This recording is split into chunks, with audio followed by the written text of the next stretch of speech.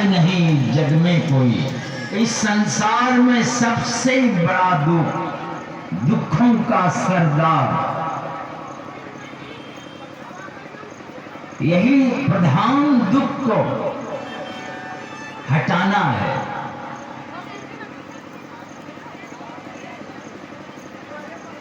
इसलिए गुरु महाराज कहते हैं इसके निवारण के लिए ये प्रधान दुख किससे हटेगा? देवी देवता की भक्ति करने से। किनकी भक्ति करने से ये प्रधान दुख छोड़ के भाग जाएगा आपको? हमारे भगवान कृष्ण गीता के 9वां अध्याय में कहते हैं यान्ति भूतेज्य, भूत की पूजा करोगे तो भूते में चले जाओ। यान्ति देवव्रता देवान, देवता की पूजा करोगे देवते के पास जाओगे।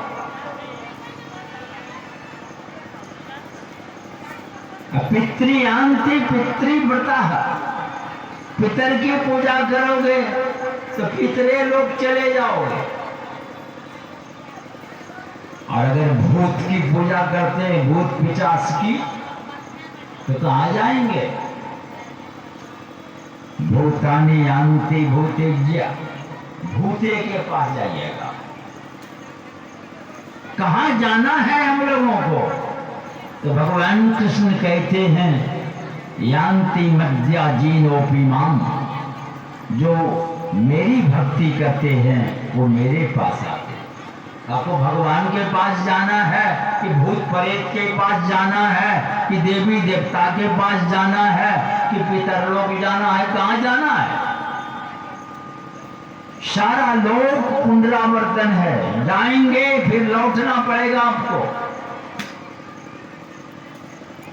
पर परमात्मा में जाएंगे आप, लीन हो जाएंगे, वही हो जाएंगे आप।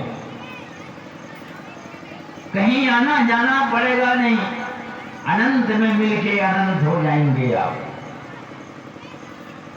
एक परमात्मा की भक्ति करें आप, यही संत मत का सिद्धांत है। हमारे गोरखनाथ जी महाराज क्या कहते हैं? हसीबा खेलीबा धरीबा ध्यान, अहनिसी कथिबा ब्रह्म ज्ञान। हंसते हुए, खेलते हुए, ध्यान करते हुए ब्रह्म ज्ञान सुनते सुनाते जो कहिएगा, पर मन को कहां रखना है? सवाल ये है।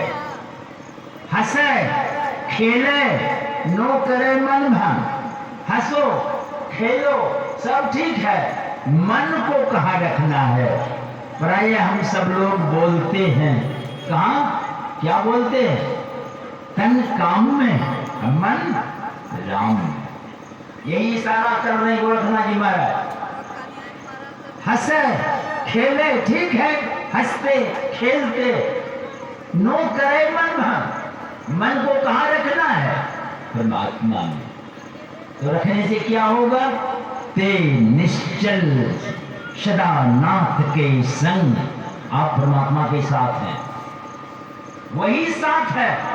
तन कहीं है, तीर्थों धामों खेत पथार हर भार काम करने में लगा हुआ है।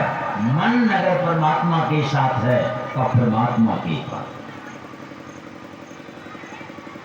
आगे गोरखनाथ जी महाराज कहते हैं अजपा जपे, बिना जपे जप होता है।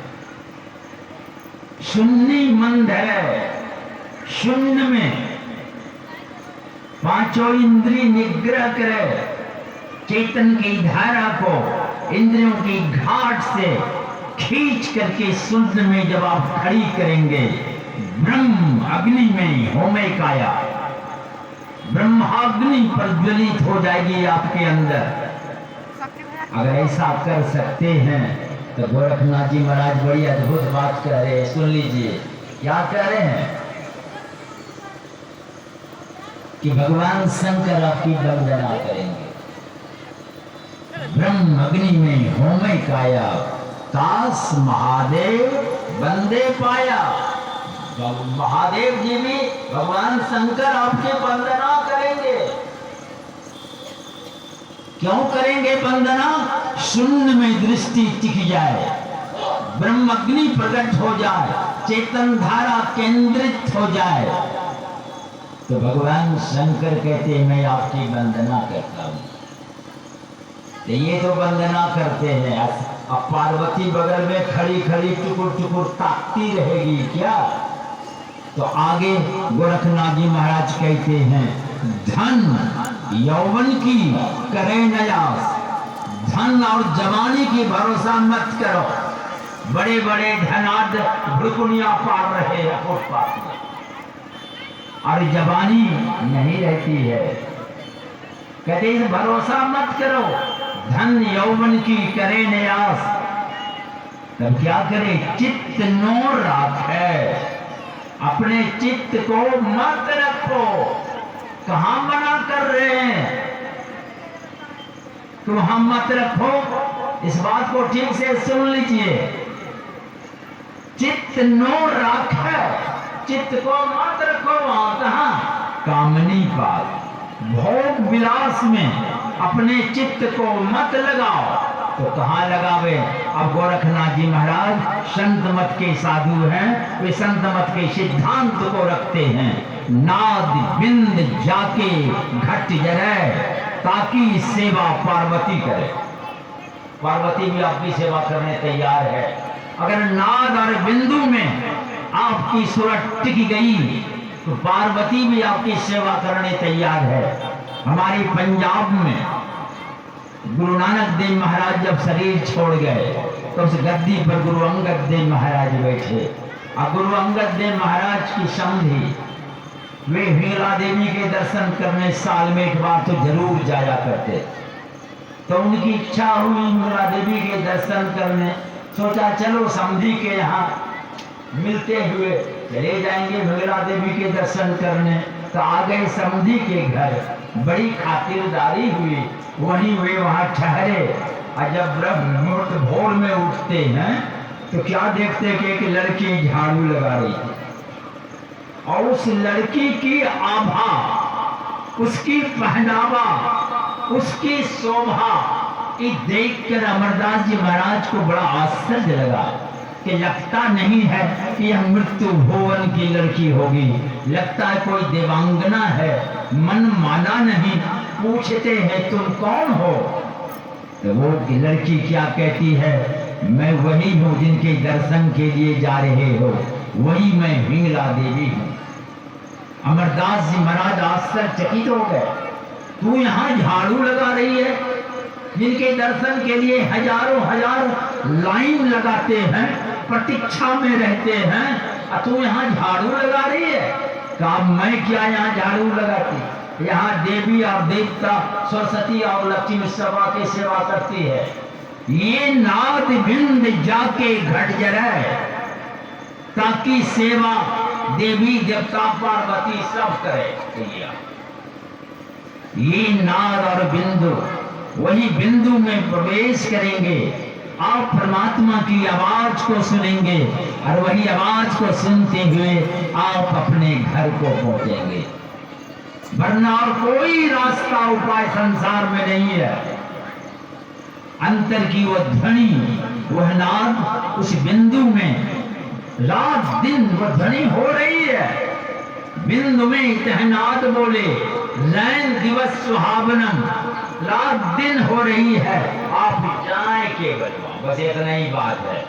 आपकी स्वागत है वहां, और आपको वही ले चलेंगे और आपको अपने घर में ले जाके खड़ा कर देंगे। आपका जीवन सदा के लिए सार्थक सफल होगा। अगर बीच में ही आपकी घंटी बज गई, आपकी मृत्यु हो गई, तो यही संस्कार छोड़ेगा नहीं आपको। बार बार मनुष्य शरीर में आप आएंगे, साधना करेंगे, और साधना में बढ़ते हुए अंत में परमात्मा को आप प्राप्त करेंगे। इसलिए इस संसार में नेकी के साथ कमाई करें, कमाना बुरा नहीं है।